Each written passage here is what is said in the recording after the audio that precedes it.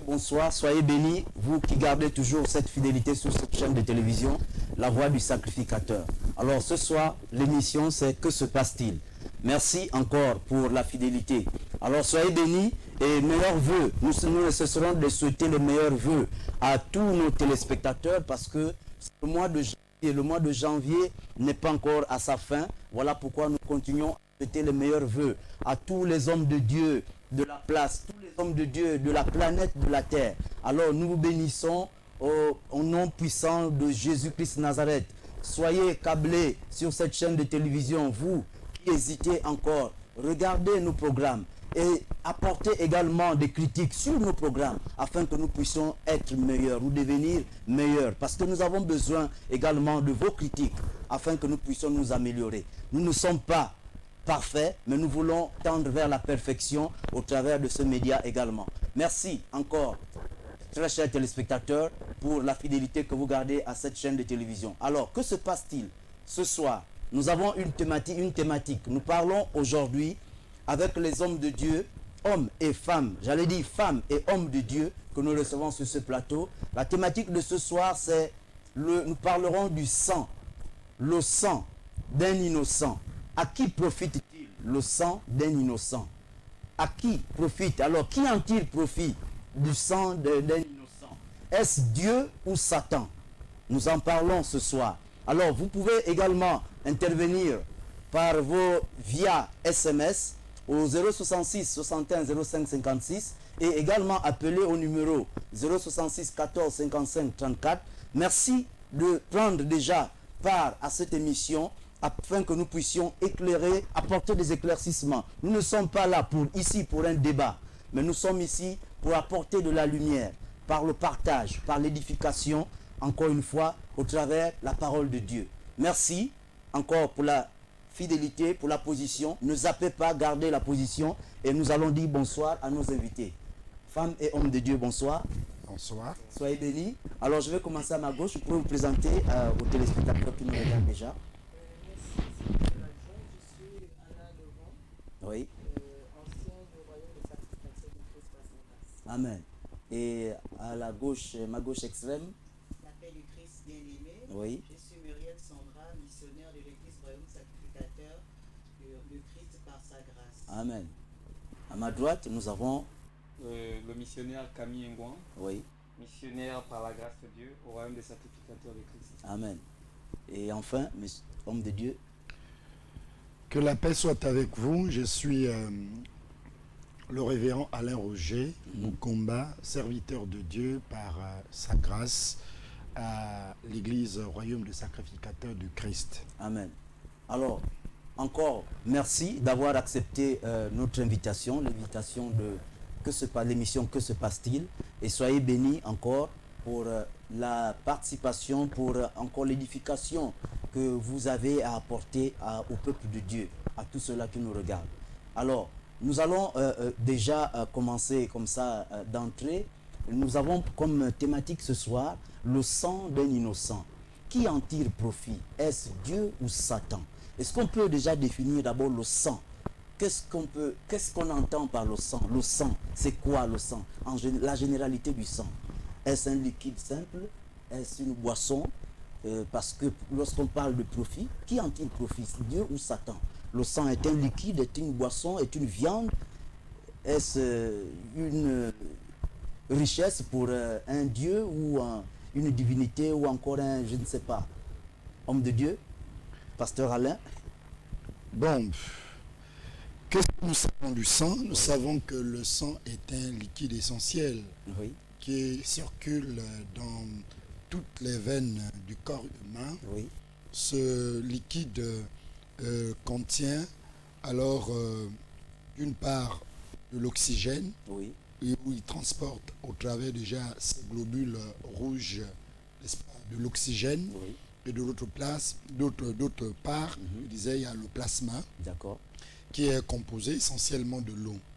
Et bibliquement parlant, que c'est dans le sang où l'âme est contenue. D'accord. Donc, si nous pouvons aisément dire que le sang, c'est le liquide, n'est-ce pas, qui donne, qui permet le bon fonctionnement, ou pour ne pas dire, c'est ce liquide qui donne la vie à l'homme. D'accord. S'il n'y a plus ce liquide, si ce liquide se coagule, eh bien c'est la mort. Cliniquement, on déclare la personne morte. Parce que c'est ce liquide qui est le liquide de vie, si vous voulez bien. Il est projeté, propulsé par n'est-ce pas, le mécanisme du système respiratoire, donc le cœur, et de par les veines, le système, on va dire, comment la biologie appelle le système circulatoire, ça fait circuler le sang, on dit dans toutes, n'est-ce pas, dans toutes les cellules du corps humain. Voilà ce que c'est le sang, basiquement parlant. D'accord. Voilà. Donc le sang, c'est dans le sang qu'est contenue l'âme. Oui, la Bible dit que dans le livre de Lévitique, Dieu dit que l'âme de l'homme est contenue dans le sang. D'accord. Donc c'est dans le sang qu'on retrouve effectivement l'âme.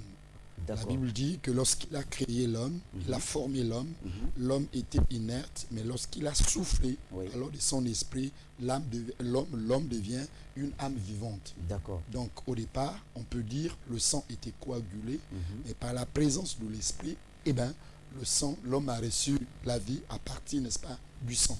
D'accord. Alors, donc, j'ai l'impression de tirer, en fait, ça me pousse à vouloir tirer une conclusion que si on suit un homme, lorsqu'on en veut à la vie d'un homme, c'est à cause de ce sang, ou encore à cause de... Lorsqu'on cherche à vouloir profiter de l'âme d'un homme. Puisque l'essentiel de l'homme, c'est son âme. Oui. Ce qui est plus important chez l'homme, c'est son âme. D'accord. La répartition du corps, qui est donc une répartition tripartite, c'est-à-dire le corps en tant que tel. Oui. Vous avez l'âme et vous avez l'esprit. Le corps, c'est la partie tirée de la terre. Oui. Donc, raison pour laquelle lorsque nous accompagnons un frère qui était avec nous ou quelqu'un qui est avec nous au cimetière, nous disons, tu as été créé à partir de la poussière, répare par la poussière. D'accord. Donc le corps est la partie, n'est-ce pas, de la terre. Et puis vous avez l'esprit, qui est donc l'esprit de Dieu qui répare donc à Dieu lui-même. Et vous avez essentiellement l'âme, qui est donc la propriété de l'homme. D'accord. Parce que la Bible nous dit qu'il gagnerait un homme s'il perdait son âme. D'accord. Il n'est pas que s'il perdait son corps. On ne dit pas s'il perdait son esprit. On dit s'il perdait, n'est-ce pas, son âme. Son âme. Parce que l'âme est essentielle chez l'homme. D'accord. Donc, comme j'allais dire, entre les trois, le plus important, on dira, c'est l'âme. Ou bien. Pas le plus important, mais ce qui est de l'homme. Oui. C'est comme une entreprise. D'accord. Dans une entreprise, vous avez des parts. Donc, dans chaque, on va dire, chaque associé a ses parts. Et donc, dans l'entreprise appelée homme, il y a deux actionnaires, il y a trois actionnaires. D'accord. Il y a donc la terre, il y a Dieu, et puis il y a l'homme lui-même. Donc la partie, ou encore, la part de l'homme, c'est son âme, c'est l'âme. Oui. La part de la terre, c'est le corps. D'accord. La part de Dieu, c'est l'esprit. Donc si un homme perd alors sa part dans cette entreprise, qui est donc l'entreprise de la vie humaine, eh bien, qu'est-ce qu'il gagnera par la suite? D'accord. C'est zéro alors. Zéro. Alors nous allons, missionnaire, Camille, je voudrais également m'adresser à vous en parlant du sang. Vous avez quelque chose à dire sur le sang? J'aurais du mal à dire autre chose après. Si vous avez quelque chose à ajouter, vous pouvez ajouter. Juste Oui. lire ce passage pour les téléspectateurs. D'accord, allez-y. Dans le livre de Lévitique au chapitre 17, Oui. verset 11, il est écrit « Car l'âme de la chair est dans le sang. Je vous l'ai donné sur l'autel, afin qu'il servît d'expiation pour vos âmes.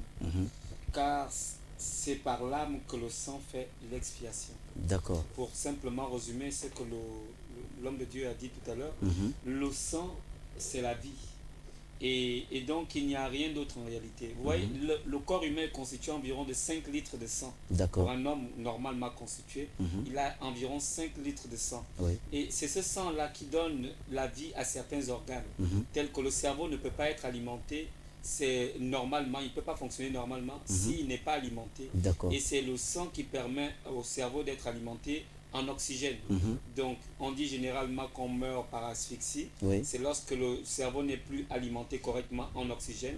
Et donc, c'est parce que tout simplement, le sang n'arrive plus, ne circule plus normalement D'accord. Au cerveau. Voilà. D'accord. Donc, le sang, c'est la vie. Le sang, c'est la vie. Alors, effectivement, étant donné que le sang, c'est la vie, tout se résume à ce niveau. Donc, si la circulation du sang venait à cesser, à s'arrêter, et automatiquement, la vie... Oui, prend fin automatiquement, également. la vie s'arrête.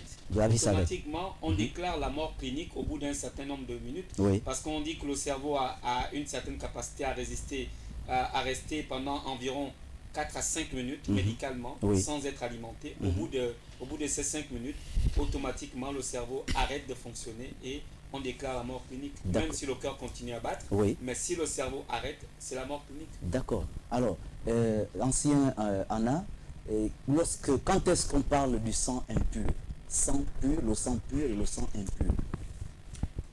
Merci, monsieur Sylvain de la Joie.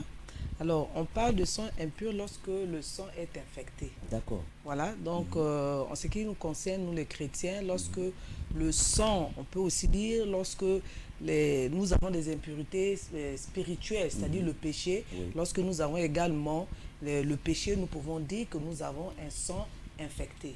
Donc, de façon naturelle, nous avons le sang infecté par des parasites, des microbes, de façon on va dire, naturelle, voilà, clinique. Oui. Mais de façon spirituelle, nous pouvons aussi attester qu'il y a le sang impur par le péché. D'accord. Alors, notre missionnaire Sandra Muriel, le sang, ici nous parlons, nous parlons du sang humain.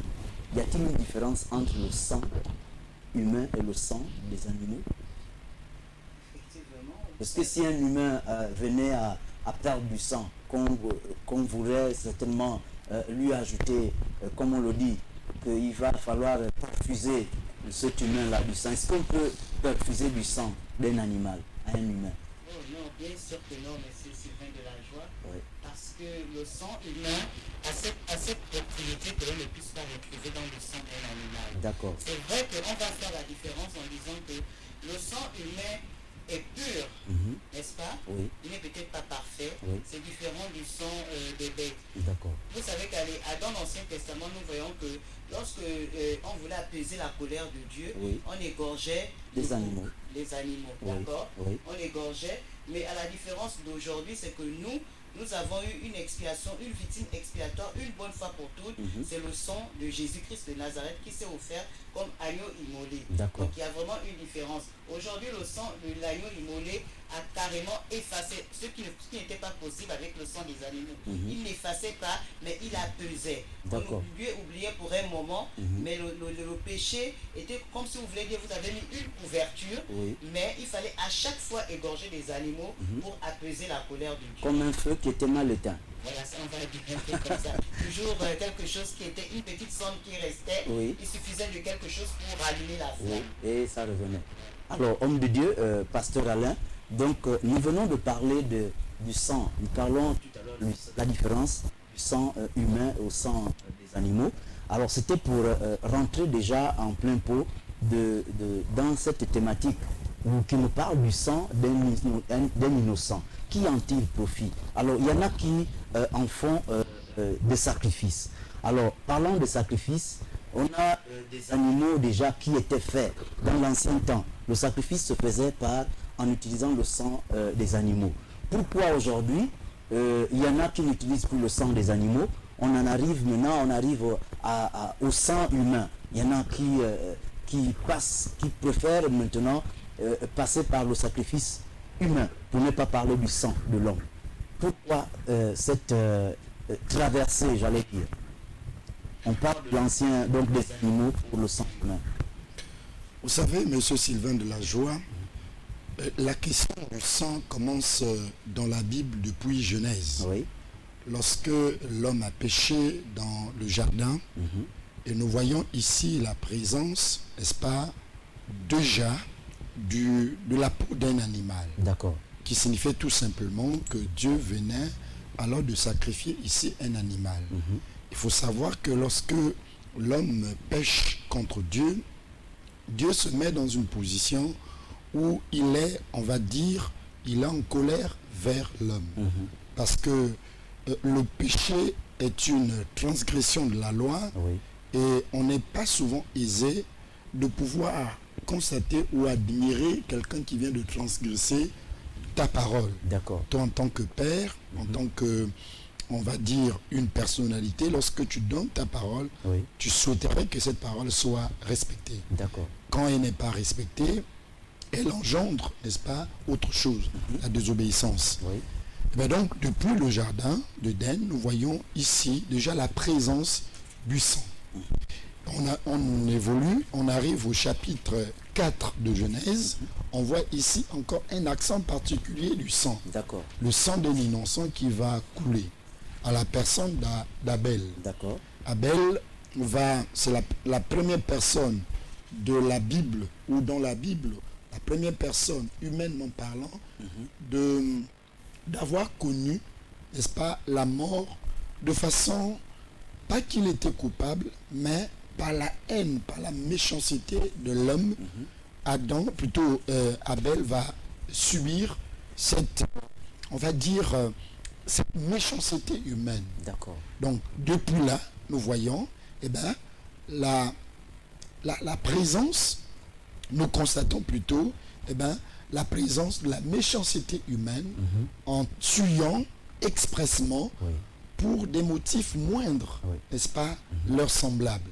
C'est là où part déjà le sang d'un innocent. Qui en est tiré profit de là. Nous aurons, je crois, l'occasion de regarder qui a tiré profit alors du sang d'un innocent. Est-ce à dire qu'à cet instant où cette bagarre ou ce conflit avait eu lieu, c'était déjà le premier sacrifice? Est-ce qu'on peut dire que c'était le premier sacrifice humain? On va dire la première action méchante. Méchante, d'accord. Voilà. Mais pas en forme de sacrifice. Peut-être que le mot n'a pas sa place. N'a pas sa place dans la première action. Nous voyons ici que c'est la méchanceté de l'homme. D'accord. Parce que, en fait, l'intention de Caïn n'était pas dans l'optique, n'est-ce pas, de sacrifier, n'est-ce pas, voilà.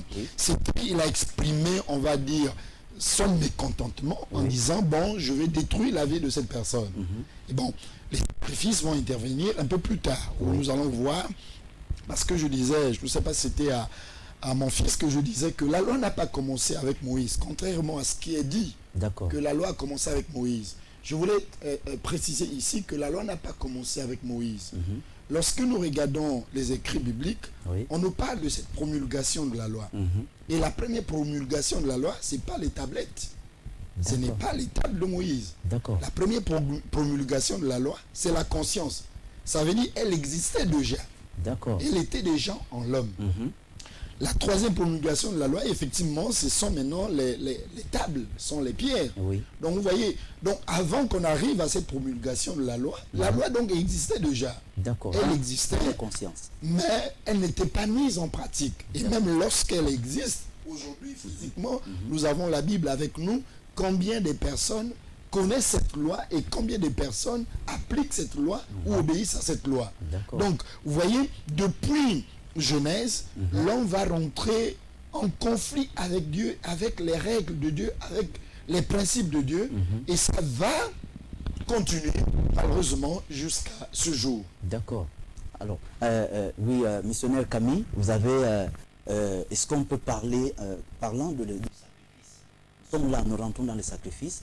Alors, dans l'histoire de Caïn et Abel, est-ce que, pensez-vous que Caïn n'avait pas déjà, n'était pas, puisqu'il avait l'esprit de méchanceté, c'était le premier acte de méchanceté manifesté sur la terre.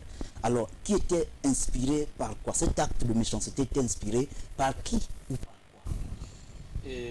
Merci pour la question. Vous savez, l'homme de Dieu a dit quelque chose de fondamental tout à l'heure.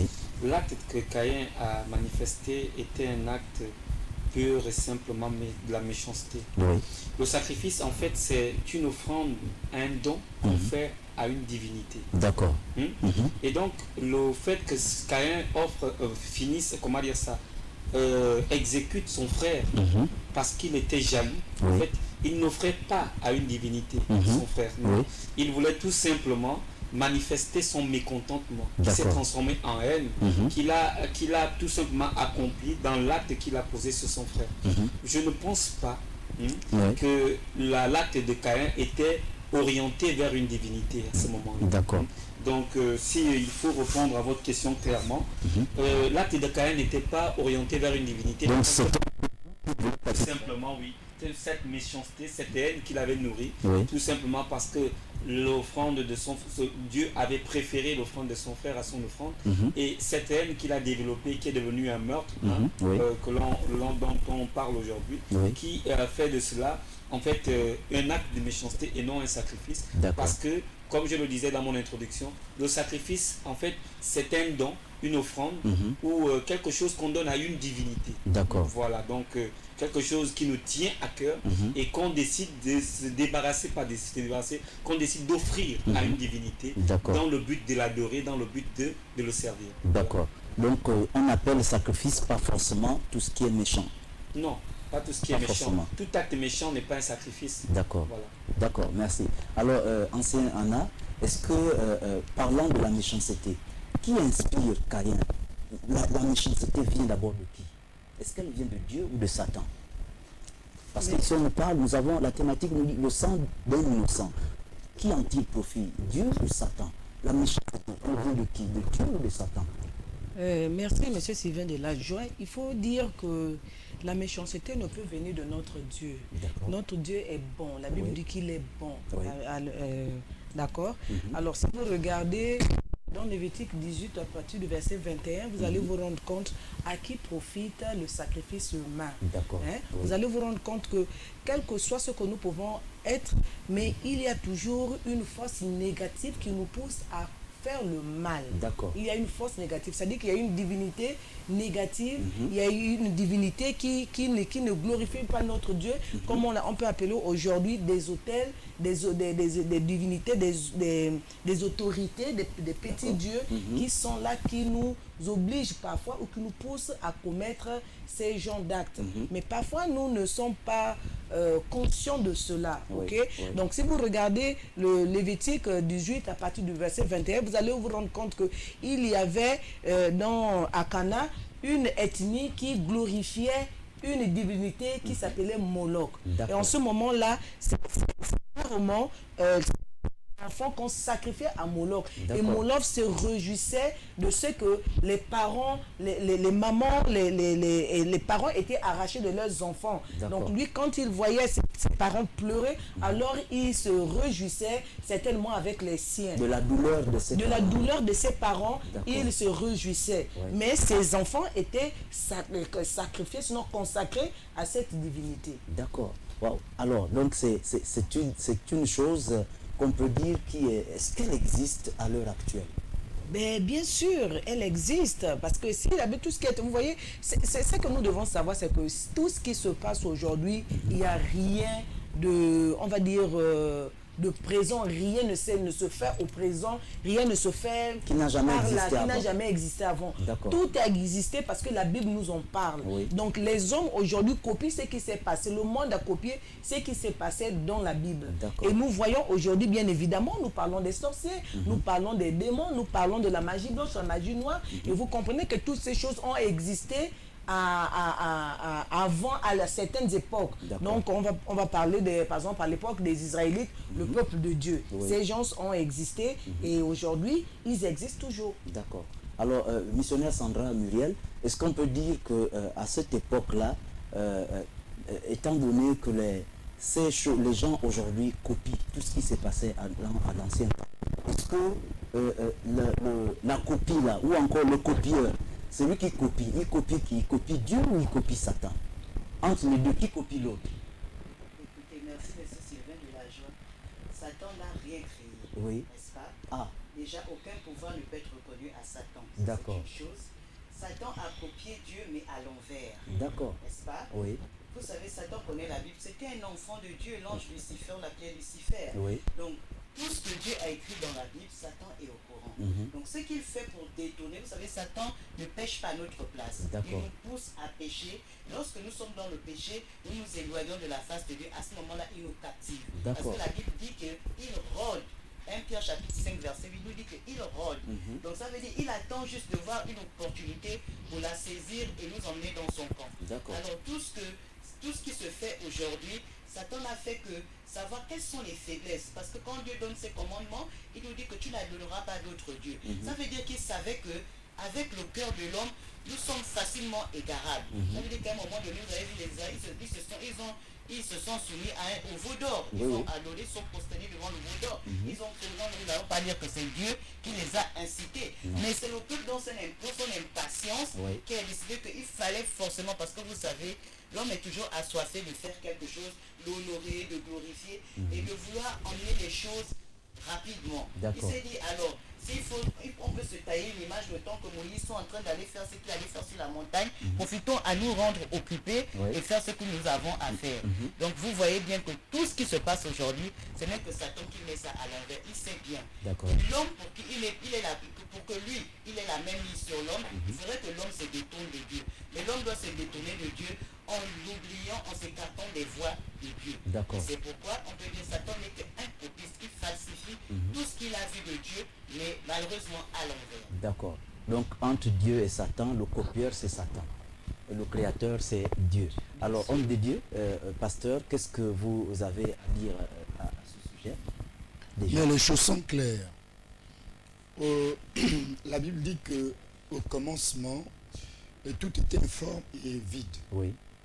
Et après, Dieu a décidé de donner les formes, n'est-ce pas, à tout ce qui n'avait pas de forme. De donner, de créer, on va dire. Donc la fonction créateur est une fonction qui est uniquement réservée à Dieu. Donc après Dieu, il n'y a pas un autre créateur. Les autres là, ce sont des fabricants. Les autres là, ce sont des falsificateurs. Les autres là, ce sont des copistes. Et tout ce que vous pouvez imaginer. Donc, c'est pour dire clairement que Satan n'a rien copié, n'a rien créé. Ne demandez pas à quelqu'un de créer ce qui n'est pas, ce qui n'aura pas, ce qui n'a pas. Vous voyez, si vous demandez au pasteur, comme j'aime souvent le dire, que moi je puisse marcher dans l'espace, c'est impossible.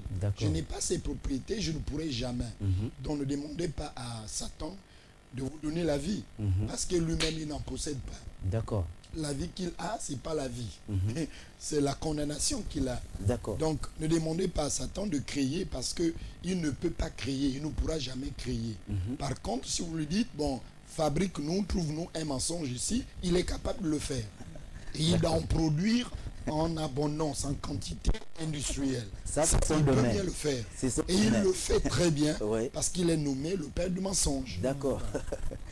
Alors, mais nous avons certainement, nous nous demandons également de qui a-t-il eu cette intelligence, ou je ne sais pas si c'est une intelligence ou je sais pas, une magie ou un esprit de créativité à son niveau, à sa manière, pour pouvoir créer, faire le mal. Dieu, lorsqu'il a créé toute chose, il a donné à tout ce qu'il a créé un certain nombre de pouvoirs. Un pouvoir d'imaginer, un pouvoir de parler. Vous voyez, nous avons, en tant qu'hommes, nous avons le pouvoir de parler. Mais il y en a qui utilisent ce pouvoir, non pas pour parler des bonnes choses, mais pas pour parler des mauvaises choses. Donc il a donné à Satan, parce que ce n'était pas quelqu'un de n'importe qui, c'était un ange, donc il avait un certain nombre de pouvoirs, il avait une influence, il avait une autorité en lui, qui lui a été déléguée par Dieu lui-même. Et puis bon, il s'est servi de ce pouvoir d'une autre manière. Donc voilà. Amen. Alors, nous étions là dans la généralité de cette thématique. Nous allons marquer une pause afin de revenir tout à l'heure, parce que nous avons encore beaucoup de choses à se dire. Nous avons beaucoup de choses. Les hommes de Dieu ici présents ont beaucoup de choses à partager avec nous, avec moi, avec vous également. Alors, vous pouvez intervenir, je disais tout à l'heure, via WhatsApp ou SMS au 036 61 05 56 et des 106 14 35 34. Pour ceux qui nous regardent sur les réseaux sociaux, vous joindre à nous via Facebook, Instagram, Twitter. Vous pouvez également intervenir depuis là-bas, voir aussi YouTube. Faites vraiment, allez-y, tapez seulement sur votre smartphone et vous pouvez rentrer en connexion avec nous sur cette chaîne de télévision, La Voix du Sacrificateur. Alors, à tout de suite, ne zappez pas, gardez la position dans votre salon ou encore dans vos véhicules ou encore là où vous êtes assis à un banc public et on continue tout à l'heure. À tout de suite.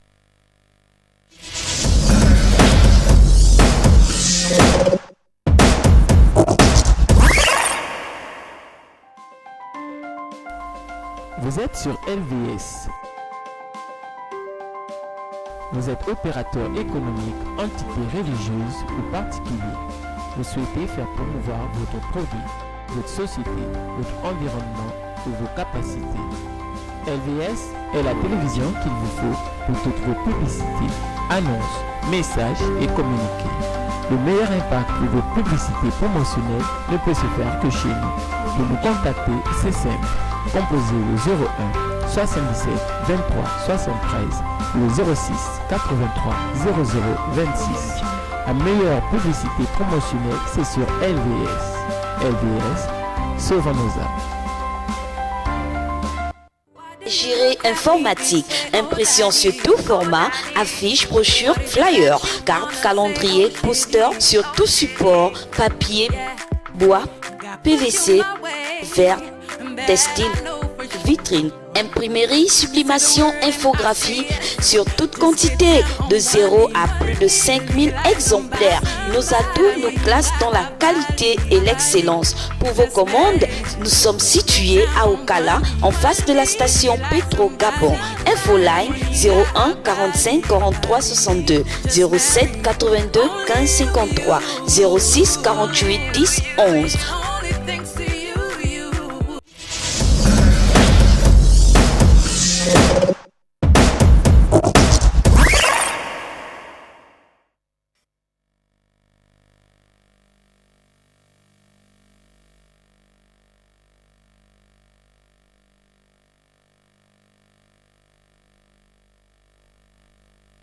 Avec vous pour pouvoir partager ces instants. Nous bénissons l'Éternel pour encore ce retour sur ce plateau parce qu'il y a des choses à dire. Nous avons beaucoup de choses à se dire. Alors, nous dit ce soir. Et homme de Dieu, nous voulons du sang. Alors, le sang d'un innocent qui en tire profit. Alors, que pensez-vous de ceux-là qui cherchent, qui également le sang en le buvant? Il y en a qui disent qu'on boit le sang. Est-ce que c'est une simple pensée ça, ou bien il y en a effectivement qui en boivent? Parce qu'il y en a qui disent qu'il y a des personnes qui boivent pour pouvoir s'enrichir, pour pouvoir certainement avoir une force plus. Mais pourquoi ne pas déjà considérer le sang qui circule dans son corps, mais vouloir en boire un autre? Est-ce effectivement, y a-t-il une attraction, y a-t-il une force qui s'ajoute lorsqu'on boit le sang de l'humain? Nous voulons apporter beaucoup de précisions, beaucoup d'enseignements concernant le sang. Oui. Vous avez posé la question tout à l'heure à la missionnaire de savoir s'il y avait une différence entre le sang humain et oui. le sang d'un animal. D'un animal, oui. Et on bénit le Seigneur pour la bonne réponse. En disant qu'il y avait une très grande différence, quand bien même qu'on peut imaginer ou encore on peut constater que le sang humain est rouge, le sang des animaux également a la même couleur, oui. Mais en termes de propriété, il y a des très grandes différences. Oui. Et en dehors des propriétés, on va dire biologiques, mais il y a une particularité dans le sang humain. Le sang humain est certes un sang impur à cause du péché. Mais la particularité du sang humain, c'est que le sang humain est puissant. D'accord. Le sang humain est puissant, et raison pour laquelle vous allez constater que les sorciers et tous qui sont dans le monde occulte prennent le sang pour, on va dire, ajouter, augmenter leur puissance. D'accord. Parce que si la puissance était dans le sang des animaux, je crois bien qu'aujourd'hui, on ne devrait même plus avoir des animaux. Non pas pour manger, mais ces sorciers devraient tuer tous ces animaux. Les exterminer. Pour alors leur force, pour leur puissance. D'accord. Or, Dieu a inversé les choses. Oui. Le sang d'un animal, le fait qu'un animal n'a pas de péché, est un sang qui pouvait apaiser, n'est-ce pas, la colère de Dieu, parce que dans le sang d'un animal, il n'y avait pas le péché. Le péché n'était pas trouvé. Oui. Contrairement au sang humain, dans le sang humain, il y a le péché, mais il y a la puissance. D'accord. Il y a la puissance parce que dans le sang, comme nous venons de le dire, il y a l'âme. Oui. Il y a l'âme. Et donc, dès lors qu'il y a déjà l'aspect, la notion que dans le sang humain, il y a la puissance, et bien de là découle tout ce que nous sommes en train de voir aujourd'hui, de constater aujourd'hui, que les gens sont intéressés au sang humain, non pas parce qu'ils manquent de la boisson, ou parce que c'est agréable, n'est-ce pas, à consommer, mais c'est tout simplement, il y a quelque chose qui est essentiel, c'est-à-dire la puissance, n'est-ce pas, dans le sang humain. Dans le sang humain. Alors, la puissance qui est dans le sang humain, est-ce qu'on peut pas dire, est-ce qu'on peut dire ici que, je ne sais pas, on se permettre de dire que c'est Dieu qui lui-même qui a montré cette voie en manifestant un sacrifice déjà de son fils, lorsqu'il envoie son fils, sacrifice humain.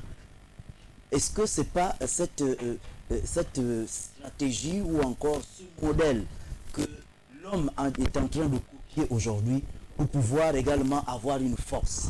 C'est vrai qu'aujourd'hui, on peut se référer de la puissance du sang de Jésus, mais l'homme n'a pas commencé à sacrifier après Jésus, ou encore après la mort de Christ, la crucifixion de Christ. L'homme a commencé ses pratiques depuis, n'est-ce pas, comme je le disais tout à l'heure dans Genèse. D'accord. Et ça va s'accentuer lorsque Dieu va se servir d'un animal pour épargner les enfants d'Israël, pour les sortir, n'est-ce pas, d'Égypte. Ça va s'accentuer à partir de ce moment jusqu'à maintenant. D'accord. Alors, quel est le sang que Dieu avait demandé au peuple, à son peuple, de marquer sur les portes et les linteaux? C'était le sang de qui? C'était pas un sang humain. Oui. C'était une propriété de lui-même. D'accord. Vous savez, je vous ai dit, dès le jardin, l'homme a essayé un peu de prendre les feuilles pour se couvrir. D'accord. Et Dieu a trouvé que le feu était provisoire. Oui. Que ça ne pouvait pas résoudre exactement le problème de l'homme. D'accord. Et il a tué un animal pour couvrir la nudité de l'homme. D'accord. Et ce sang déjà apaisait la colère de Dieu. Parce que si Dieu n'avait pas utilisé cet animal approché de l'homme pour le couvrir, en fait, sans la présence du sang, une fois qu'il y a le péché, Dieu a du mal à s'approcher de l'homme. S'il s'approche de l'homme, c'est pour très naturellement emporter son âme. D'accord. Voilà. Il faut donc du sang pour apaiser la colère de Dieu. Et donc depuis le jardin, Dieu n'a pas exterminé, on va dire, Dieu n'a pas ôté la vie à Adam et Ève, parce que depuis le jardin, il a égorgé, n'est-ce pas, un animal pour apaiser sa colère. D'accord. Alors, ancien Anna, qu'est-ce que... Je tiens quand même à préciser ici que quand la colère de Dieu s'enflamme, ce n'est pas le sang humain que Dieu utilise pour faire apaiser sa colère. C'est le sang des boucs, le sang des animaux que Dieu utilise pour apaiser sa colère. D'accord. Alors donc, est-ce qu'on peut dire qu'aujourd'hui, ancien Anna, la pratique, cette pratique-là que j'allais dire les tradipraticiens ou encore les hommes de science, la science occulte, utilisent parce qu'ils ont tendance à souvent demander des animaux pour un cas de maladie. Quelqu'un qui va les rencontrer pour un cas de maladie, ils demandent apporter une poule, apporter une chèvre ou encore, je ne sais pas, un bouc pour pouvoir le passer en sacrifice, pour que la santé de la personne revienne à la normale. Est-ce que c'est ce sang-là, c'est ce sacrifice de l'Ancien Testament qui continue comme ça? Je voulais quand même me poser la question de savoir si ces personnes qui vont et qui apportent des chèvres à ces sorciers, à ces tradipraticiens, recouvrent vraiment la santé. Parce qu'il faut vraiment qu'on se rende compte, il faut qu'on sache réellement, ces gens ont vraiment recouvert la santé. D'après eux, ils Voilà. disent que ça... Et parce que moi, je dirais là non, ils n'ont pas la santé parce que notre Dieu, c'est un Dieu qui guérit. D'accord. Et tout ce que nous pouvons faire sans la volonté de Dieu, il n'y a pas de guérison. Donc ces pratiques que ces hommes font, ces tradis patriciens font, ils sont toujours, moi je vais dire, ils sont en arrière, ils sont en retard des temps. Parce que notre Dieu a déjà donné son Fils unique, a sacrifié son Fils unique, et par ce sang, nous avons été sauvés. C'est-à-dire que lorsque tu es sauvé, bien évidemment, sur cette terre, nous avons la guérison, nous avons la bénédiction et tout ce que nous voulons par le sang de Jésus. Maintenant, si nous pensons que le sang de Jésus n'est pas capable de sauver, de guérir ou je sais pas, de faire quoi que ce soit dans notre vie, mais vraiment, nous sommes en retard de temps. Parce que Christ est venu, il a résolu ce problème une bonne fois pour toutes. Que ces animaux nous servent à manger, que ces animaux vraiment nous servent à vivre, pas pour que nous puissions avoir la guérison, parce qu'en ces animaux, il n'y a pas de guérison. La guérison est dans le sang de Jésus. Amen. Alors, missionnaire Camille, est-ce que vous pensez-vous que ce sacrifice-là, il est adressé à Dieu? Eux, ces praticiens qui le font, qui le pratiquent, cette pratique-là, ils disent que les animaux qu'ils apportent, qu'ils demandent, ce sont des animaux adressés à Dieu. Ils disent Dieu. Est-ce que c'est le Dieu, c'est quel Dieu? Le Dieu dont le Créateur ou bien c'est un autre Dieu? Vous savez, il y a quelque chose de fondamental que la missionnaire Muriel Sandra a dit tout à l'heure. D'accord. Concernant le fait que le diable a tendance à vouloir inverser, à copier dans le sens opposé. Vous savez, les humains, c'est-à-dire dans nos pays, dans nos traditions africaines, il y a une histoire de sacrifice avant même qu'on ne connaisse la Bible. Mais cela a été inspiré par qui? Par le diable. Tout simplement le diable qui vient dans sa méchanceté égarer les hommes. Parce qu'il connaît la valeur du sang.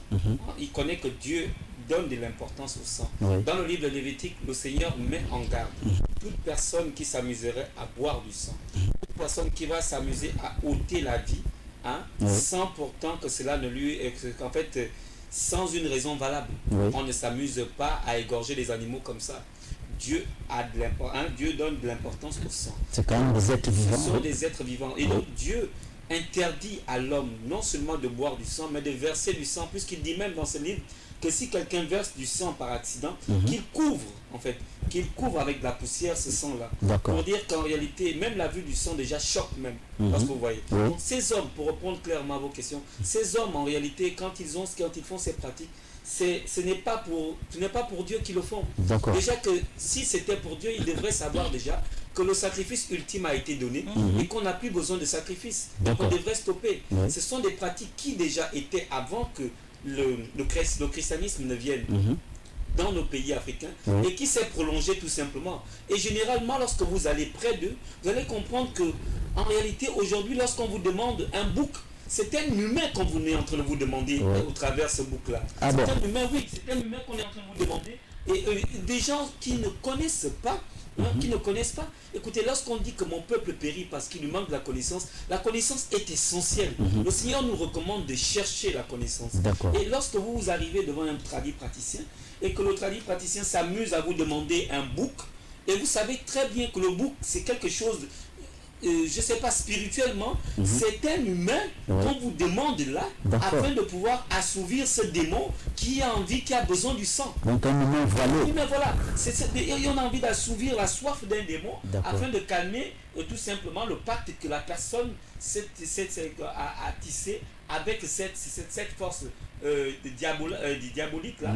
Et on se dit, bon, si on verse du sang, ça va peut-être apaiser la colère de ce démon, et donc ça va relâcher un peu la personne, et la personne va recouvrir en griffe la santé. Mais est-ce que la personne est réellement délivrée? Parce qu'à chaque fois il faudra faire continuellement ce sacrifice, jusqu'à ce que toi-même qu'on te prenne toi-même et puis que tu disparaisses.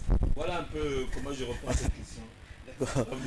Alors, Sandra, Muriel, vous pouvez dire quelque chose. Que dites-vous de ceux-là qui croient encore jusqu'aujourd'hui à ce sacrifice? Sacrifice de bouc, sacrifice de coq, de poule, de mouton et tout le reste. Que pensez de cela? Merci, monsieur Sylvain de la Joie. Vous savez, le missionnaire venait de dire que tout le monde peut périr faute de connaissance. Et vous savez qu'il y en a qui ont rejeté la connaissance, n'est-ce pas? Oui. Et de la même façon, vous allez vous rentrer même dans ces maisons, dans ces hôtels-là, ces endroits maléfiques. Vous allez même trouver que ces tradis praticiens, ces marabouts ont le Petit Testament là, Ancien Nouveau Testament bleu. Ils vous diront qu'ils font ça au nom de Dieu. Ah, mais nous aussi on lit la Bible. On lit la Bible, c'est écrit. Oui, parce que c'est écrit réellement que le sang sert à alimenter les hôtels. Mais est-ce qu'en présence de ces hommes, où vous voyez des statuettes qu'ils adorent, ils ont beaucoup de choses à leur côté. Vous avez déjà dit qu'ils servent des dieux. Ce n'est pas notre Dieu avec grandi, ce sont leurs divinités. Ils sont eux-mêmes. Moi, ce qu'on ne comprend pas, c'est que en principe, lorsqu'on va chercher le secours vers une divinité, cette divinité doit nous parler, cette divinité doit réagir. Mais vous avez affaire à ces tradis praticiens qui servent des dieux, on va dire, muets. C'est-à-dire, ils ont des statues qu'eux-mêmes ils ont érigées. À partir de cet instant, ils vous demandent de vous, qui généralement c'est des humains. On vous demande, lorsqu'on vous parle de vous, sachez que c'est la vie humaine, on vous parle de la vie humaine. Spirituellement, dans le monde mystico-spirituel, ils savent comment ça se fait de boire un sang. C'est pas qu'on viendra prendre une seringue, on va consommer le sang, non. Lorsqu'ils demandent, ça se fait spirituellement. Alors moi, je voudrais savoir, lorsque vous voyez quelque chose de muet, de statuette de vraiment inerte, mais en qui vous croyez, à que vous servez, même la personne qui va vers cette personne, est-ce que vous pensez qu'à ce moment-là, nous sommes conscients que nous n'avons vraiment pas de réponse? Pourquoi? Parce que notre Dieu a créé. Au commencement était la parole était Dieu. Rien ne se faisait sans la parole. Mais vous avez affaire à une statue qui n'est même pas capable de vous ordonner. Sur quoi se base ce tradit praticien pour dire mon Dieu m'a demandé que vous alliez faire un tel ou tel autre sacrifice, n'est-ce pas? Mais c'est parce que justement dans la Bible, ils savent, on disait tout à l'heure que ce sont des copistes, ils savent que pour augmenter la puissance, c'est le sang.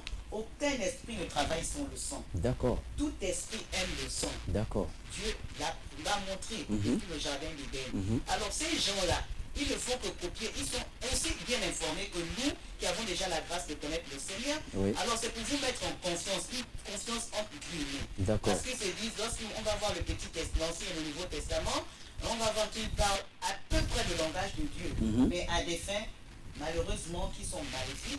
La personne va être en confiance de dire en face de moi, j'ai quelqu'un certainement en qui j'ai la guérison. Une fois encore de plus, c'est le manque de connaissance. D'accord. Et à ce moment-là, nous ne pouvons pas parler de dire qu'ils servent notre Dieu avec grandeur. D'accord. Merci. Alors, Pasteur Alain, nous avons... Je voulais revenir sur ça. Oui, allez-y. Ajouter quelque chose que nous pensons essentiel. Nous ne prions pas le même Dieu. Il ne faut pas qu'il y ait cacophonie à son niveau. D'accord. Nous ne prions pas le même Dieu. Beaucoup d'indicateurs, beaucoup de signes montrent que nous ne prions pas le même Dieu. D'accord. Si nous prions le même Dieu, ça veut dire que nous devons utiliser les mêmes supports. Nous devons avoir les mêmes supports de communication avec Dieu. Comment nous communiquons avec Dieu? Nous communiquons avec Dieu au travers de la Bible. Nous communiquons avec Dieu au travers des prières. D'accord. Des prières correctes. Quand quelqu'un commence à communiquer, entre guillemets, avec Dieu, avec des bougies, avec des miroirs, avec des choses qui n'ont rien à voir avec Dieu, avec des représentations quelconques, des peaux de bêtes. Des peaux de bêtes, il y a lieu de dire que nous ne prions pas le même Dieu. Il y a lieu. Parce qu'on ne peut pas dire que nous sommes tous dans un même pays et on se retrouve dans ce pays avec 1000 constitutions. Non. Si nous sommes tous dans un même pays, ça veut dire que nous avons la même constitution. Nous obéissons à la même, nous suivons la règle de notre, règle commune. D'accord. Mais comment ça se fait-il que vous avez des pratiques qui n'ont rien à voir avec notre règle et quand même vous permettez à dire que nous prions le même Dieu? Ce que je comprends, c'est qu'ils comprennent, ils savent très bien que notre Dieu est bon. Mais il n'est pas fermé à tout le monde. Il est ouvert au contraire à tout le monde. D'accord. Si vous pensez que notre Dieu est bon et que c'est le véritable maître, venez intégrer avec des pratiques qui conviennent à ceux qui servent Dieu. D'accord. Au lieu de tromper les autres, au lieu d'induire les autres, n'est-ce pas, en erreur. Je veux dire ici que la seule façon de servir Dieu, c'est celle qui est alors consignée dans la Bible. D'accord. C'est-à-dire, il est clairement écrit dans Genèse, dans Exode chapitre 20, à partir du verset 3. Tu n'auras pas d'autre Dieu devant ma face.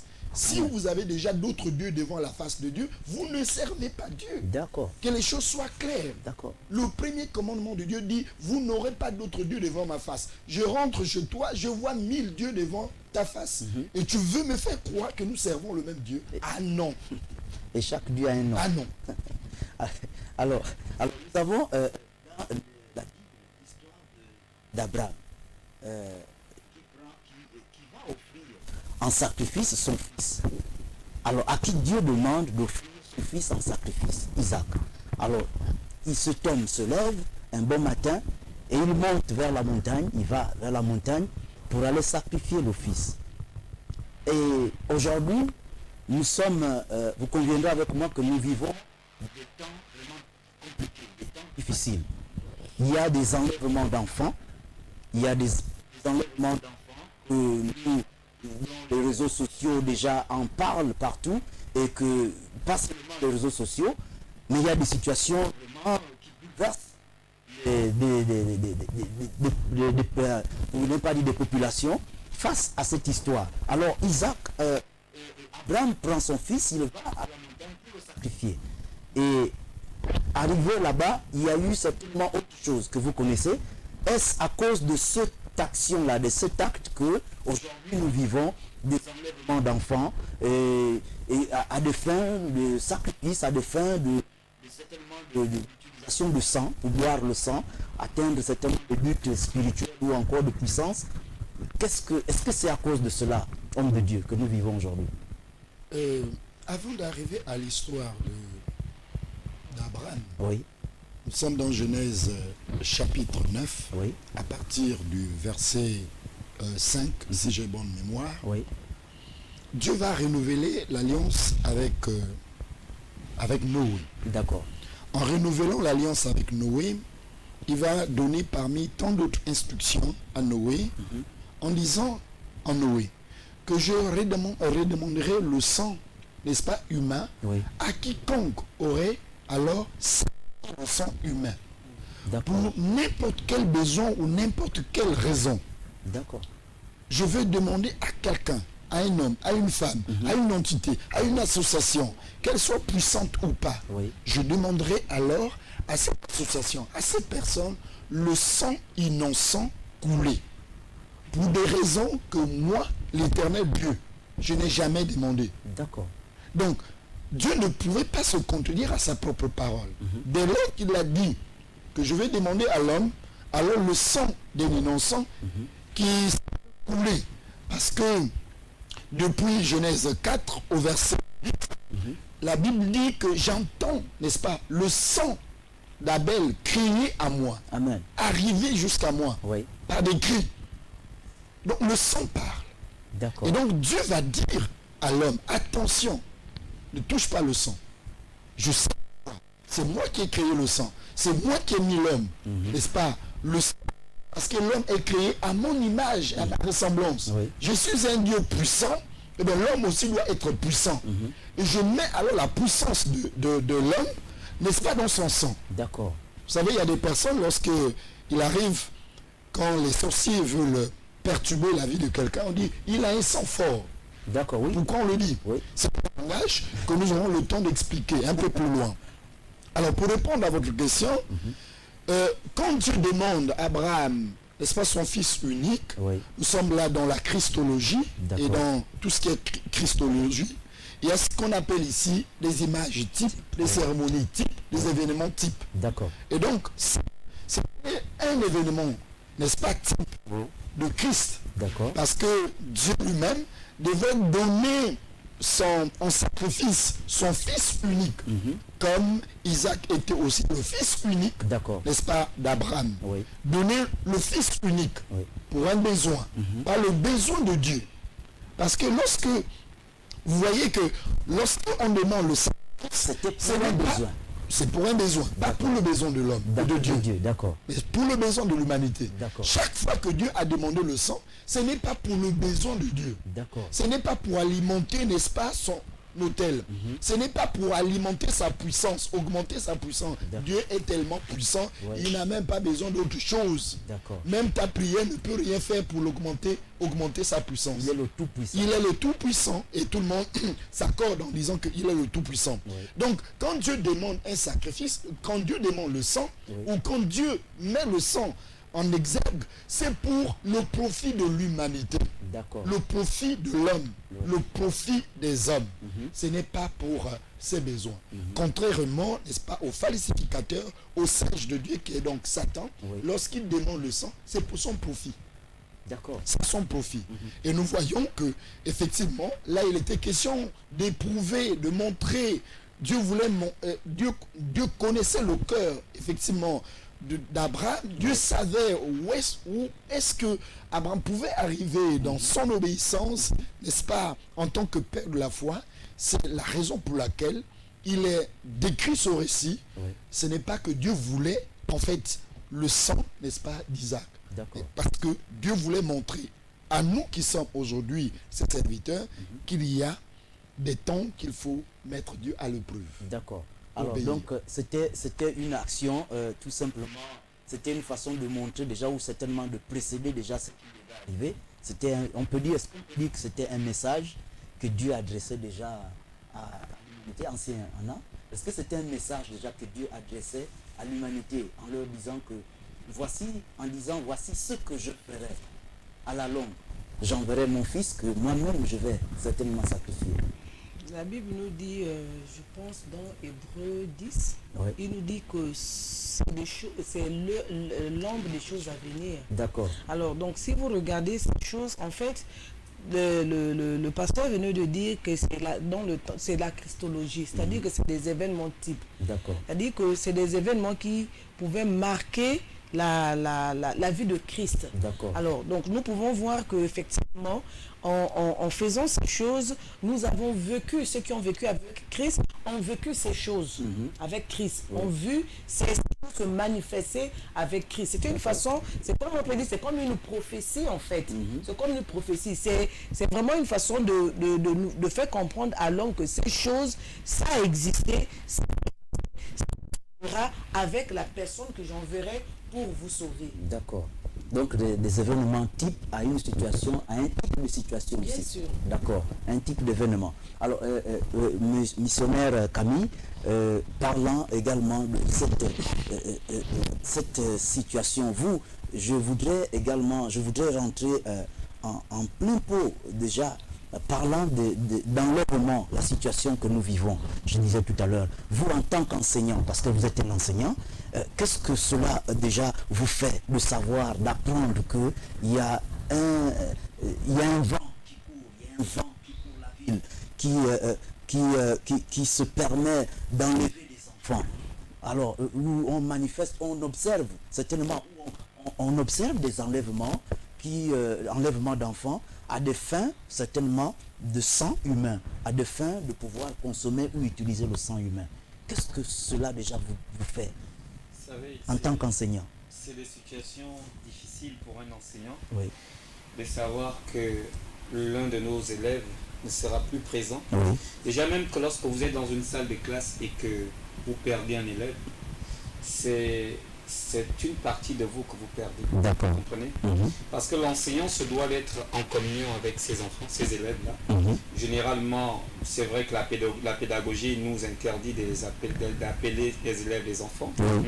Parce qu'il ne faut pas créer des liens qui sont trop proches au risque de ne pas être objectifs dans la façon d'évaluer. D'accord. Mais c'est aussi une façon pour nous de créer des liens, parce que vous savez, la seule récompense qu'un enseignant peut avoir, c'est de voir en réalité cet enfant qu'on a transmis la connaissance devenir quelqu'un d'important dans la société, quelqu'un avec des valeurs sûres, et de savoir que cet enfant ne sera plus devant vous parce que quelqu'un a jugé utile pour des raisons sataniques de prendre sa vie.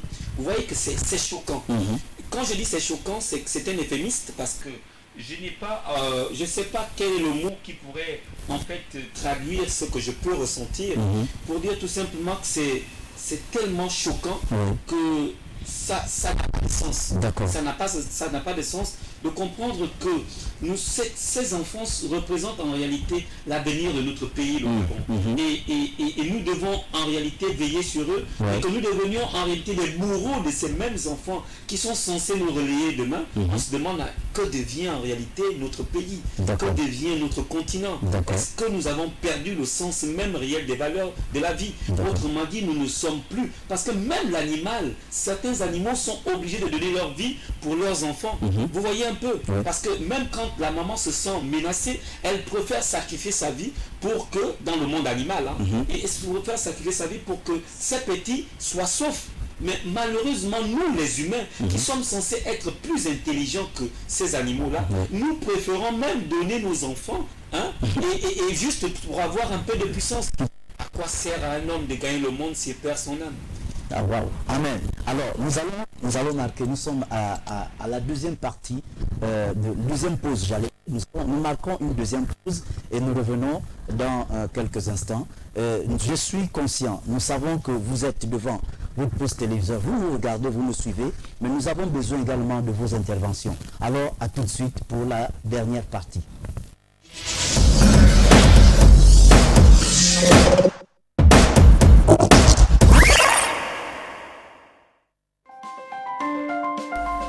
Vous êtes sur LVS. Vous êtes opérateur économique, entité religieuse ou particulier. Vous souhaitez faire promouvoir votre produit, votre société, votre environnement ou vos capacités. LVS est la télévision qu'il vous faut pour toutes vos publicités, annonces, messages et communiqués. Le meilleur impact de votre publicité promotionnelle ne peut se faire que chez nous. Pour nous contacter, c'est simple. Composez le 01 77 23 73 ou le 06 83 00 26. La meilleure publicité promotionnelle, c'est sur LVS. LVS, sauvons nos âmes. Gérée informatique, impression sur tout format, affiches, brochures, flyers, cartes, calendrier, posters sur tout support, papier, bois, PVC, verre, textile, vitrine, imprimerie, sublimation, infographie sur toute quantité, de 0 à plus de 5000 exemplaires. Nos atouts nous classent dans la qualité et l'excellence. Pour vos commandes, nous sommes situés à Okala, en face de la station Petro Gabon. Infoline 01 45 43 62 07 82 15 53 06 48 10 11.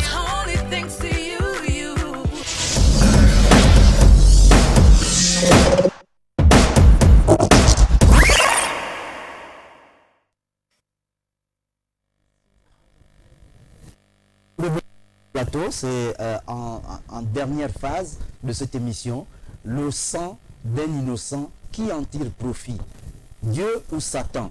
Alors, je ne sais pas si je peux me le permettre, parce que nous vivons actuellement, en ce moment, qui perturbe certaines familles, beaucoup de familles, en ce qui concerne les enlèvements d'enfants. Alors, qui en tire profit? Qui en tire profit de cette situation? Qui en tire profit? Est-ce Dieu ou Satan? Alors, nous en parlons avec, et bien évidemment, tout ce qui est la parole de Dieu, tout ce qui est biblique. Nous allons chercher dans les Écritures, avec les hommes de Dieu qui sont sur ce plateau, pour pouvoir certainement apporter de la lumière. Est-ce est une situation biblique de Dieu, ou encore c'est une situation créée par l'homme? Alors, c'est la raison pour laquelle ce soir, que se passe-t-il? Encore une fois, reçu des invités, des hommes de Dieu, femmes de Dieu, avec qui partager, certainement discuter, apporter de la lumière face à certaines situations que nous traversons. À qui nous certainement nous attacher pour traverser ces événements. Alors, homme de Dieu, nous parlions avec le missionnaire Camille en ce qui concerne Ève, les enfants, lui en tant qu'enseignant. Alors je m'adresse à l'homme de Dieu, au pasteur, vous en tant que père de famille, en tant que père, Vous êtes père de famille, d'une grande famille même. Alors, qu'est-ce que cela vous fait déjà d'apprendre qu'il y a certainement une pratique ou une manipulation venant de nous ne savons qui pousse à un homme d'enlever un enfant pour pouvoir, ou encore à un homme d'enlever un autre homme et le faire passer par un sacrifice comme celui des boucs ou encore des chèvres qui se passaient à l'ancien temps dans l'Ancien Testament. Alors aujourd'hui, il y a des pratiques qui se font maintenant pour pouvoir certainement utiliser le sang humain. Alors qu'est-ce que cela vous dit en tant que père de famille? Je voulais apporter beaucoup de précisions, Oui. d'éclaircissements en ce qui concerne la pratique, on va dire, de ça. D'accord. Israël en tant qu'une grande nation, en tant qu'une nation de Dieu, a connu un certain temps, n'est-ce pas, ces phénomènes où les hommes, des pères de famille, de façon, on va dire, de par leur libre conscience, alors décidaient d'abandonner Dieu et de servir des dieux étrangers. D'accord. La serpente l'a dit tout à l'heure, qu'en Israël, il arrivait un temps où les enfants d'Israël qui connaissaient Dieu, qui avaient des témoignages tout à fait particuliers avec Dieu, qui avaient, on va dire, une relation particulière avec Dieu, D'accord. arrivaient à abandonner la voie de Dieu pour alors servir des petits dieux. Et en servant ces petits dieux, ils offraient de façon consciente, n'est-ce pas, Oui. leurs enfants à ces dieux étrangers. D'accord. À ces dieux étrangers. Ça veut dire quoi? C'est le dieu Moloch? Ça veut dire, oui, ça veut dire quoi? Ça veut dire que la pratique en tant que telle n'est pas pour nous étrange, n'est pas nouvelle. D'accord. C'est quelque chose qui existe depuis des années, où nous voyons qu'effectivement, il y a des personnes, il y a des pères de famille, Oui. il y a des mères de famille qui sacrifient leurs enfants pour des besoins mystico-spirituels, pour des besoins, n'est-ce pas, de leur croyance. D'accord. Ils arrivent à sacrifier leurs enfants à ces dieux étrangers. D'accord. Nous avons, pour ne pas parler d'hier, nous avons jusqu'au jour d'aujourd'hui, dans la plupart des familles alors gabonaises, ce qu'on appelle ici des totems. C'est là aussi une source, n'est-ce pas, de sacrifice de façon permanente. D'accord. Peut-être pas de manière, on va dire, récurrente, mais on sait qu'il y a dans nos maisons des temps où nous constatons que nous perdons des personnes chères D'accord. à des périodes bien déterminées dans le monde mystique. D'accord. Donc, ce que nous sommes en train de vivre, c'est d'abord de dire que ce sont des choses qui s'expliquent, bibliquement parlant. Oui. Elles s'expliquent parce que ce n'est pas nouveau.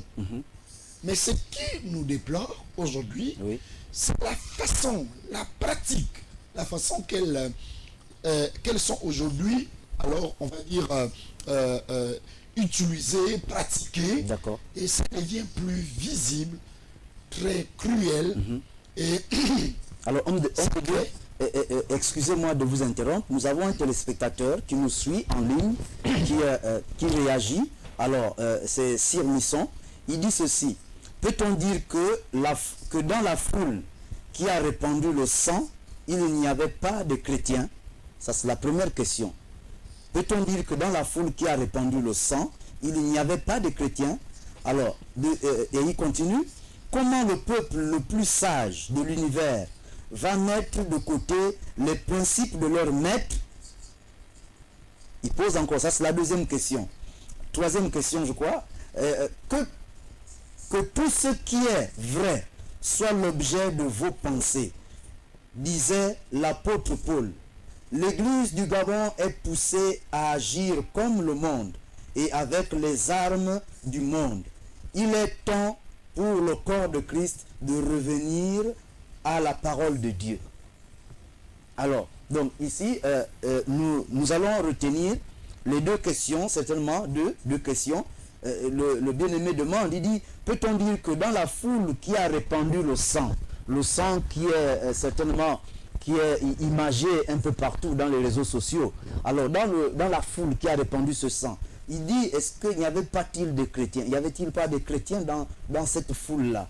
Et l'autre question, c'est comment le peuple le plus sage de l'univers va mettre de côté les principes de leur maître?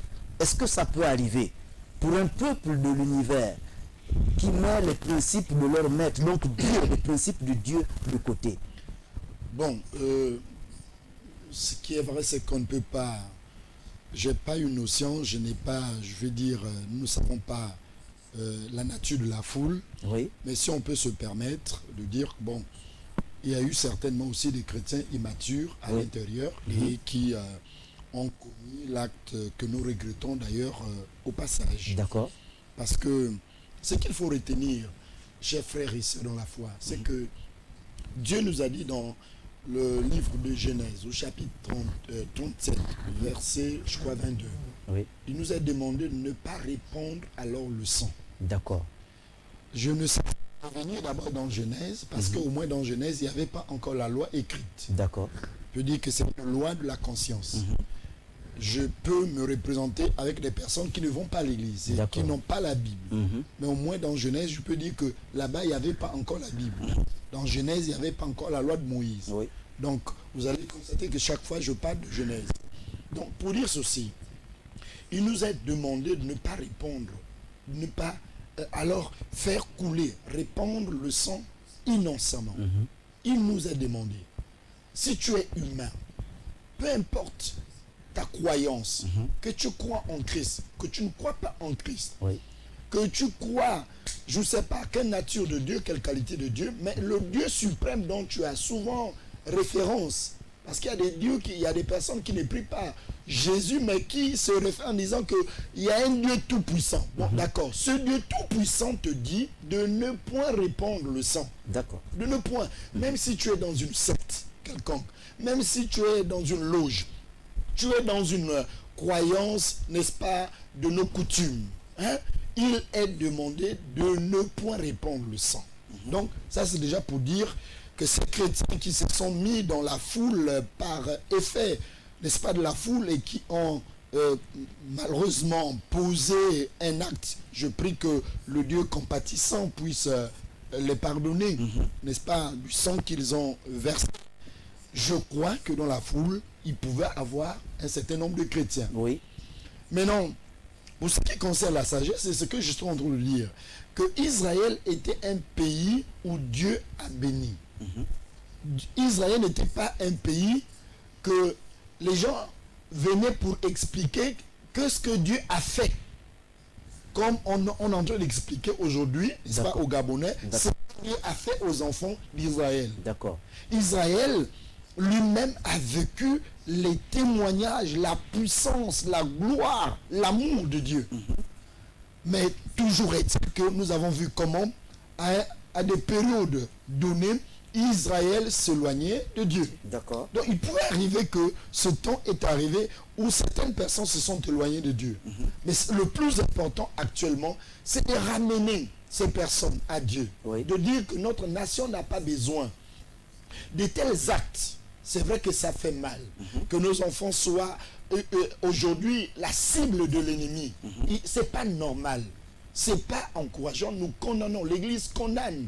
Parce que l'Église ne dit pas ce qui est contraire à la parole de Dieu. L'Église alors dénonce ces choses et dit, nous ne devons pas alors tolérer, accepter que nos enfants soient sacrifiés, je ne sais pour quelle raison.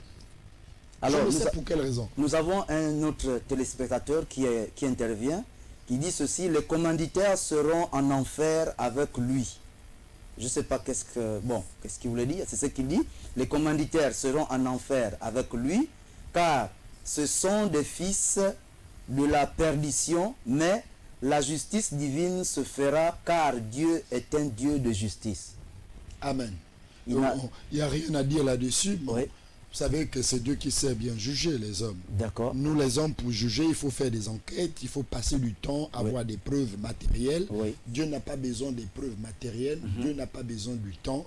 Eh bien, Dieu a trouvé, Dieu sait exactement qui sont les commanditaires ou quelle est la personne qui est à l'origine de tous ces mouvements qui passent dans notre nation. D'accord. Alors, je voulais quand même... homme de Dieu, interpeller. parlant de l'intervention de Dieu, du bien-aimé Sir Hisson, il parle de chrétiens dans la foule. Il y a un passage dans la Bible où, à l'ancien temps, je crois dans l'Ancien Testament, où les hommes se faisaient lapider.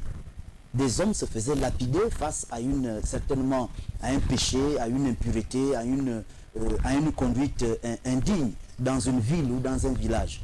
Les hommes se faisaient lapider par qui? C'était des chrétiens? La lapidation, c'était...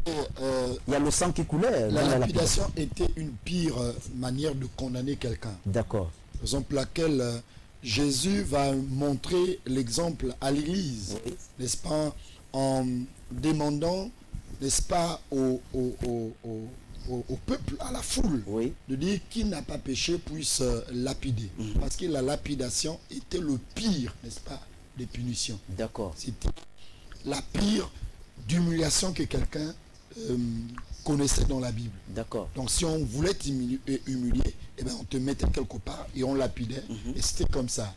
Et donc, quand on lapide quelqu'un, aujourd'hui, j'ai du mal à accepter que ça soit ainsi. Parce que Christ, en d'autres termes, par la compassion, par sa miséricorde, par sa mort, on va dire, a aboli cette pratique-là. D'accord. Voilà. Christ n'a pas dit que cette femme-là n'avait pas commis l'adultère. Non. Il est venu, n'est-ce pas, pour dire, en tout cas, nous n'avons pas le droit de lapider parce que nous ne sommes pas nous-mêmes justes. D'accord. Alors, et parlant de la question de la thématique du jour, je ne sais pas si le missionnaire Camille, vous avez quelque chose à ajouter concernant déjà le téléspectateur qui a réagi, qui parle de... Il dit comment le peuple le plus sage de l'univers, il dit bien le peuple le plus sage de l'univers, va mettre de côté les principes de leur maître. Comment cela est possible? Vous savez, le peuple gabonais est souvent vu... Oui, le pasteur, vous voulez dire quelque chose? Oui, mais pour dire que le peuple sage de l'univers, ce n'est pas le peuple gabonais. C'est vrai que nous aspirons à cela. À la sagesse, mais oui. le peuple le plus sage de l'univers, c'est Israël. D'accord. C'est Israël, c'est ce peuple qui a reçu, n'est-ce pas, la parole du Seigneur. D'accord. C'est le peuple le plus sage. Nous n'avons pas cette prétention d'arracher la vedette, n'est-ce pas, à Israël. D'accord. Dieu lui-même a choisi Israël. Si aujourd'hui, par la grâce de Dieu, nous prêchons Christ, c'est parti Israël. D'accord. Donc, voilà. Alors, oui, Donc, le missionnaire. je disais que justement, c'est dans ce sens que j'allais pour dire, on a tendance à penser que le peuple gabonais est sage. Non, mais moi je pense que dans des situations extrêmes, hein, vous voyez, on a tendance à réagir un peu comme un animal. Certains hommes de recherche, certains hommes de science ont démontré que une femme qui voit son enfant sous un véhicule est capable de soulever à hauteur de 10 cm un camion pour ôter. C'est-à-dire que à ce moment-là, la colère, c'est-à-dire ce qu'elle ressent, va l'amener à avoir une force surnaturelle qui dépasse même le naturel, c'est-à-dire la force qu'elle a. C'est pour montrer que l'homme, à un certain moment, est capable de remplir son émotion méchante au point où cela va prédominer sur l'esprit, en fait, peut-être pas prédominer, cela va faire en sorte que ce que l'esprit de Dieu procure comme tempérance soit totalement anéanti afin de pouvoir réagir dans certaines circonstances. C'est ce qui fait aujourd'hui que le peuple qui semble en griffe sage, qui semble en griffe pacifique, hein, comme on peut le dire, parce que le peuple gabonais a souvent été taxé d'être un peuple très pacifique. Et aujourd'hui, en voyant la répétition ou la récurrence de ce genre d'événements, finit par emmagasiner cette haine-là, et c'est l'explosion de cette haine qui donne ce que ça donne aujourd'hui. Voilà, le peuple a pu céder, et c'est dans le rôle de l'Église de ramener, de recadrer les choses et de remettre en ordre, c'est-à-dire que nous n'avons pas le droit, comme le disait déjà l'homme de Dieu, l'homme n'a pas le droit de se faire lui-même justice. Dans la Bible, il est dit qu'à Dieu, à la vengeance, à Dieu la rétribution. Donc l'homme se doit de garder en lui cette haine, de pouvoir évacuer cette haine-là par d'autres manières, et peut-être même d'accorder peut-être même le pardon et de laisser Dieu agir. Parce que ce genre d'événement, vous voyez, aujourd'hui, il y a des innocents qui ont laissé leur vie. Parmi ceux qui sont morts, il n'y a pas forcément des coupables. Il y a des personnes peut-être qui ne se reconnaissaient pas dans ce qui s'est passé. Des hommes qui ont perdu des biens. Vous voyez là où ça nous mène. En fait, la haine ne donne rien de bon. La haine ne peut que susciter la destruction. Quand on parle de haine, on parle de la destruction. On parle de l'anéantissement. Et donc, pour dire aux téléspectateurs qui a posé la question, un peuple comme ça, cela peut arriver. Cela peut arriver qu'un peuple sorte de ses gants. Mais le rôle de l'Église, ce que nous sommes en train de faire aujourd'hui, c'est de recadrer les choses et de ramener et de faire comprendre aux hommes et aux femmes qui sous l'effet de la colère, sous l'effet de la haine, de ne pas laisser prise à cette colère-là, de ne pas laisser libre cours à cette colère, à cette haine, au risque de commettre l'irréparable. D'accord. Alors, homme de Dieu, parlant déjà de cette, de répondre directement à cette thématique, le sang d'un innocent, qui en tire profit? Homme de Dieu, il ne nous reste plus que 3 minutes. Quelle est votre réponse face à cette question? Qui en tire profit face au sang d'un innocent versé qui est répandu sur un espace, je ne sais comment le qualifier? C'est Dieu qui en tire profit ou c'est Satan? Merci pour la possibilité, l'opportunité que vous nous donnez pour interpeller les hommes, les femmes, le peuple sur la question, n'est-ce pas, du sang d'un innocent. Depuis Genèse, pour ne pas nous répéter, au chapitre 4, nous voyons ici le sang d'un innocent qui va couler pour la première fois sur la terre des humains. Ce sang, Dieu n'a pas tiré profit de ce sang. Parce que Dieu se plaint que ce sang est en train de crier, n'est-ce pas, vengeance. Et les choses vont évoluer. Je ne veux pas passer des différents types, n'est-ce pas, de sacrifices que nous avons constatés dans la Bible. Et nous arrivons, n'est-ce pas, à un autre innocent, la personne de Christ. Nous savons très bien que Christ n'a rien fait sur la terre. Il n'a pas péché contre Dieu, il n'a pas fait le mal aux hommes. Mais nous allons voir que cet innocent va faire couler son sang, non pas pour que Dieu tire profit, n'est-ce pas, de ce sang, mais nous voyons là aussi que le sang de Jésus qui a coulé sur la croix du calvaire a été au profit, n'est-ce pas, des hommes.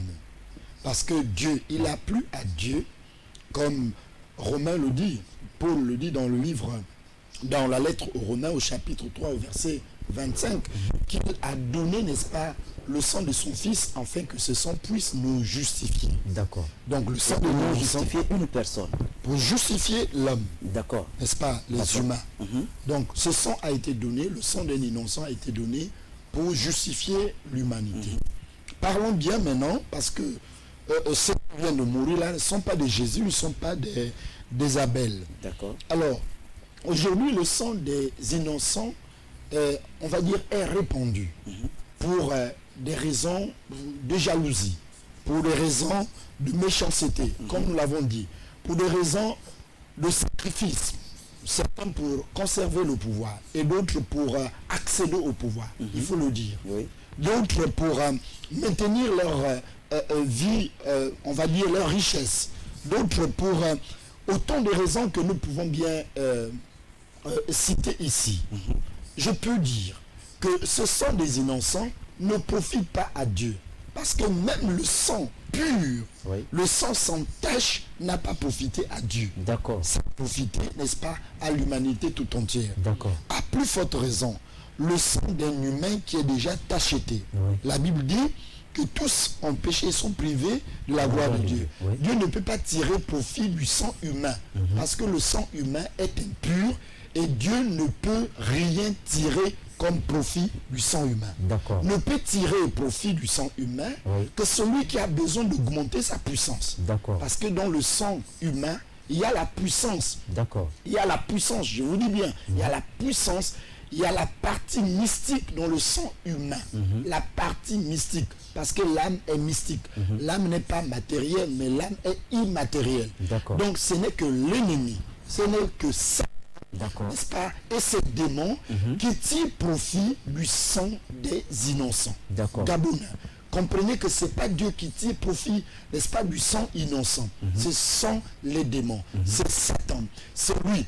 La Bible dit dans Jean chapitre 10 au verset 10 que le mercenaire, il n'a qu'un seul but. Ouais. Égorger, tuer, détruire. Voilà ce que nous dit la Bible. D'accord. Donc Dieu ne peut pas tirer profit du sang des innocents. D'accord. Merci, homme de Dieu.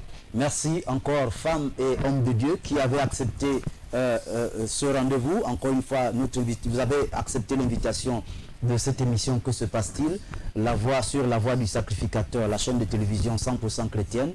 Alors, nous sommes à la fin de cette émission et nous nous retrouverons au prochain numéro. Merci pour, encore une fois, à vous qui avez accepté de rester fidèlement assis devant votre poste téléviseur et ceux-là qui ont gardé la fidélité également devant leur smartphone pour pouvoir prendre part à ce partage, à ce temps de partage. Ce n'était pas un temps de débat, mais un temps de partage pour apporter de la lumière sur cette thématique, le sang d'un innocent qui en tire profit. Alors la conclusion qui vient d'être donnée par l'homme de Dieu, c'est Satan qui en tire profit. Alors, bien-aimé, je voudrais t'appeler, te demander, toi, t'inviter certainement, toi qui nous regarde, qui suit cette émission, de te lever afin que Satan n'en tire plus profit au sang des innocents. Alors, soyez bénis et gardons la foi et allons-y tous au combat, dans la prière. Merci et on se retrouve au prochain numéro dans la paix du Seigneur Jésus-Christ Nazareth.